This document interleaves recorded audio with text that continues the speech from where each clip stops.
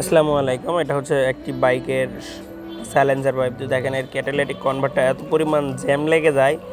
Jam লেগে যাওয়ার কারণে এই বাইকটার হচ্ছে আপনার সাইলেন্সারের যে গ্যাসটা আছে এটা বেরোয় না, আর বাইকের হচ্ছে পিক আপটা ক্লিয়ার হয় না। তো আমরা একটু সাইলেন্সার পাইপটা খুলে দেখি। তো সাইলেন্সার পাইপটা খুলে দেখি এর ভিতরের পার্টিশনগুলো একদম কিন্তু বন্ধ হয়ে গেছে। আর কি বলবো, এই যে ভিতরে দেখেন এত পরিমাণ ময়লা জমে গেছে। এই জন্য আর কি বাইকটা পিক আপ দিলে বাইকটা বসে আসে এবং গাড়িটা বন্ধ হয়ে যায়। তো আমরা যখন পরে সাইলেন্সার পাইপটা খুলে দিই তখন গাড়িটার পিক আপটা ক্লিয়ার হয়। তো এই যে দেখেন এত পরিমাণ ময়লা জমে থাকে, আর এর প্রতিটা পার্টিশন ক্লিয়ার করলে এই বাইকটার যে প্রবলেমটা ছিল এটা 100% কিন্তু কি হবে, ওকে হয়ে যাবে। তো আমরা যারা বাইকের যে সাইলেন্সারের যে ফোঁটাগুলো থাকে এগুলো ক্লিয়ার করি না, ওই জন্য টপ টপ করে পানি পড়ে।